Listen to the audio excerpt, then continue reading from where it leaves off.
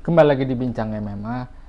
Jadi baru aja tadi UFC 304 Leon Edwards lawan Belal Muhammad. Endingnya cukup kaget gue. Kita bahas nanti main eventnya.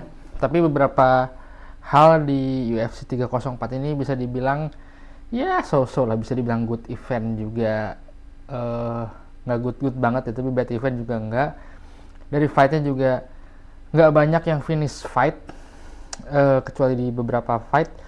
Cuman kita lihat nanti gimana ininya. eh Tadi gue nonton prelim, ada KO juga dari Mick Patrick heavyweight. Sebenarnya di beberapa fight di UFC 34 ini, salah satunya yang sangat menyita perhatian penonton itu, perhatian fans sorry, itu Mokaev sama Manel Kape ya. Dan pas di prelim kan, terus pas mau fight mereka juga udah dipisahin gitu sama sama security guard gitu. Wah, udah dipisahin segala macam, udah dipisahin. Pas ready fight iya diem malah selama 3 round. Jadi kayak nggak action itu malah sedikit. Gue bilang anjir, ini udah pada semangat. Gue kira bakalan wah dagdug gitu, gimana kayak Justin Gaethje sama Max Holloway atau brawl lah gitu si fightnya. Ternyata enggak lah, biasa aja ternyata fightnya. Si apa namanya tuh, si Mokaev sama Manel Kape, dan Mokaev menang whole fashion biasalah. Kayaknya dia next untuk apa sih namanya tuh, flyweight Alexander Pantoja, cukup lumayan oke. Dan si Mokaev ini bilang kalau dia katanya kalau misalnya grappling terus, dia kontraknya nggak bakal diperpanjang sama UFC. Emang si Mokaev nih, banyak sekarang orang-orang di UFC ya yang grappling cuman nggak mau finish gitu, kayak grappling aja gitu biar dapat poin, biar rondenya punya dia gitu. Jadi gue nggak tahu kenapa nggak, kalau grappling itu maksudnya setidaknya selain mendominasi lu juga pengen juga finish fight gitu. Tapi ya itu mungkin balik lagi ke orangnya masing-masing ya.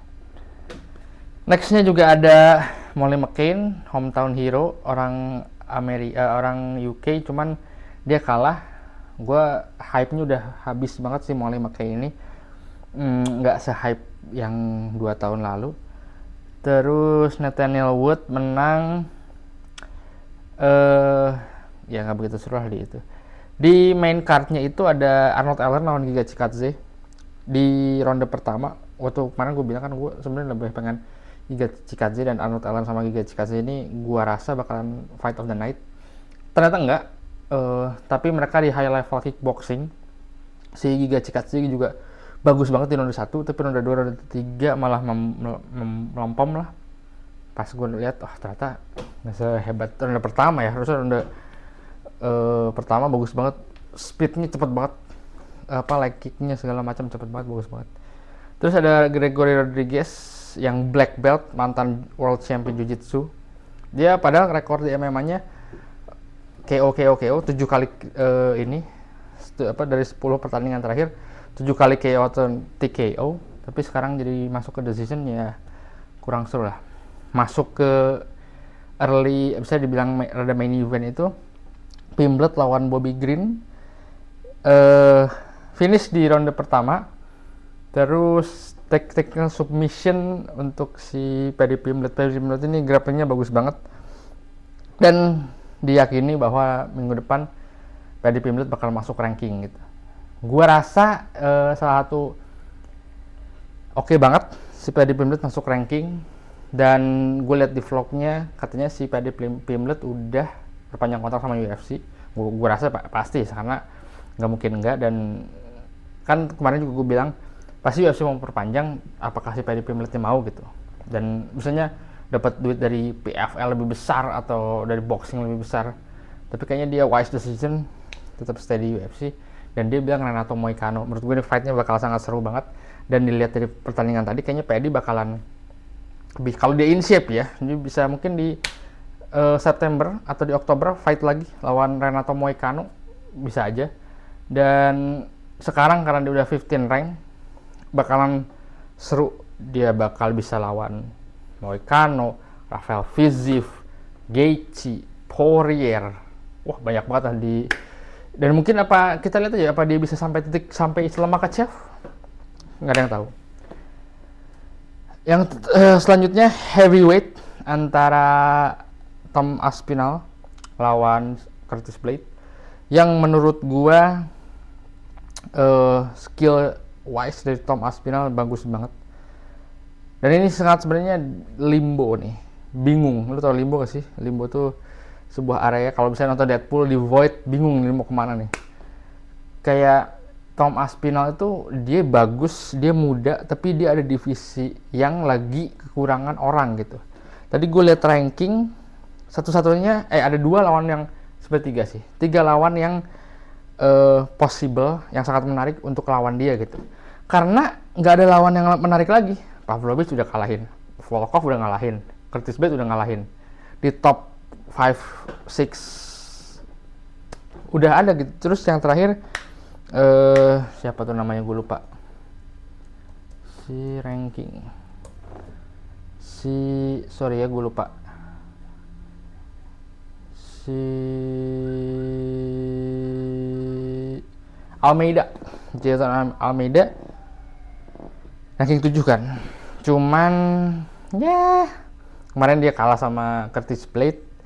Jadi dan dia grappling, sementara Aspinall bagus grapplingnya. Jadi kalau si Almeida bagus menang-menang terus sih is okay ya, tapi ya yang paling 3 fight menurut gue yang paling seru possible buat Tom Aspinall itu Ciryl Gane. Udah gue campaign dari 2022. Ciryl Gane Aspinall sama-sama muda, sama-sama technical stand up-nya. Kedua John Jones, ketiga Alex Pereira. John Jones sudah paling kayaknya next lah buat Ciryl Gane. Gue nggak tahu nih dia Ciryl Gane John Jones lawan Stipe bakalan ada di November sekarang nggak? Kalau nggak ada, sayang banget. Dan yang terakhir Alex Pereira, kalau Alex Pereira mau naik gitu. Tapi lu kalau lihat fight-nya, gue kalau jadi Alex Pereira sih males ya. Satu, Tom Aspinall tuh cepet banget, dari IQ stand up-nya bagus, skill wise dia bisa drop si Curtis Blade. Pavlovich tuh butuh power dan speed yang kenceng. Sementara Alex Pereira dengan 205 dibanding Tom Aspinall yang 240 230, dan lu kalau direndangin pasti kelihatan banget jauhnya, tapi who knows. Jadi 3 fight yang paling possible buat Tom Aspinall tuh. Sisanya nggak ada lagi yang gue bilang kemarin di light heavyweight banyak yang seru.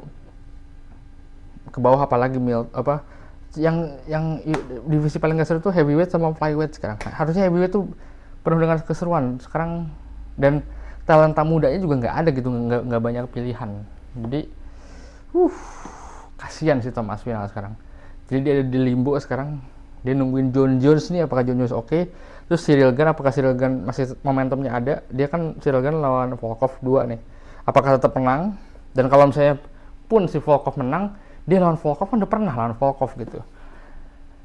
Buat apa, nggak seru lagi gitu, nggak ya gitu. Jadi Tom Aspinall harusnya lawan siapa gitu ya? Possible cuma 3 itu, Ciryl Gane, John Jones sama Ciryl Gane, John Jones, Pereira gitu, dan nggak ada yang lain gitu. Nextnya dan di main event ada Leon Edwards dan Belal Muhammad. Belal Muhammad ngalahin Leon Edwards. Gua di sini sebagai orang yang kaget, gua kira Leon Edwards bakal menang. Ternyata kalah dia sama Belal Muhammad. Auto wrestle. Dia menang di at least 3 ronde dari judge score. Kalau gue sih nilai 1, 2, 4 lah. 4 buat si Belal Muhammad. Si Edward menang di 3 dan 5. Cuman emang beberapa nggak kontroversial sih di si judge score-nya. Emang Belal Muhammad bagus banget, dan di ronde pertama itu bagus banget si Belal Muhammad nge-switching nge-take down itu set gitu, wah cepet banget, bagus banget si Belal Muhammad. Gue kaget ternyata, dan outstrike juga gitu si Belal Muhammad di 2 fight Leon Edwards terakhir, Usman sama Colby. Pas di fight Colby kelihatan banget Leon Edwards pengen ngeliatin kalau gue bisa wrestle dulu loh. Nah di fight ini Belal Muhammad ngeliatin gue bisa out strike lo loh, kayak gitu. Gue nggak nyangka anjing si Belal Muhammad bagus juga ya, karena dari rekor Belal Muhammad sebenarnya lebih cukup oke daripada si Leon Edwards ya. Dia ngalahin Burn, ngalahin D-Rod, ngalahin Maya, ngalahin Wonderboy. Sementara Leon Edwards itu mana Leon Edwards? Dia ngalahin RDA, kok RDJ sih? Rafael Dos Anjos di 2019, Nate Diaz, Kamaru Usman, Colby Covington. Kalau menurut gue ya, tapi sebenarnya oke-oke juga sih sama. Mereka ini yang kemarin gue bilang karena fightnya selalu decision, jadi nggak begitu kelihatan seru gitu karena well rounded kedua orang ini. Dan gue sangat menanti sih Belal Muhammad, karena sangat possible Belal Muhammad sama Kamaru Usman, karena Kamaru Usman belum bakal seru itu. Gue sih ada feeling kayaknya Belal Muhammad Kamaru Usman ya. Feeling gue kenapa? Karena Usman anak kesayangan Dana White, karena kayak kemarin Usman lawan Khamzat kan, kayaknya nggak masalah deh Israel Adesanya dikasih championship shot kan sama DDP gitu. Usman kemarin udah save the main event waktu pas UFC berapa tuh di Saudi di Abu Dhabi waktu itu kan lawan Khamzat, jadi sangat possible. Tapi gue sangat pengen sebenarnya Belal Muhammad lawan Shafkat gitu. Apakah Leon Edwards kita mau lihat Leon Edwards Belal 3? Gua enggak sih. Mungkin Belal lawan Shafkat dulu, atau Belal lawan JDM, Ian Gary mungkin possible. Michael Venom Page sangat possible, tapi mungkin Belal nggak mau, mungkin dia mau top rank biar bis momentum, karena dibilang clear division nggak juga, nggak kayak Usman 5 title defense kerasa kelihatan banget, sementara kalau si Belal baru 2 title defense, jadi dikasih rematch juga kayaknya kurang elok lah. Dan apalagi di welterweight tuh ada Shafkat, dan Belal sama Usman seru, Belal sama Shafkat seru, Belal sama Ian Gary seru, bakal banyak yang seru.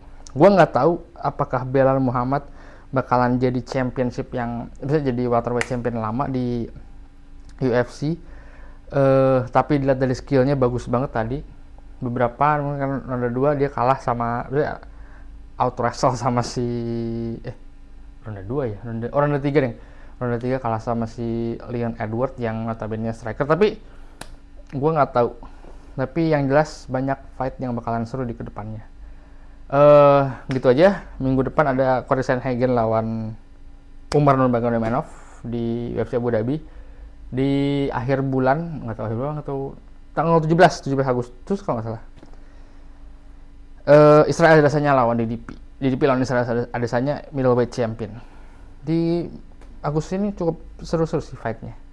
Gitu ada gue review dari UFC 304. Sampai ketemu di sampai bincang yang berikutnya.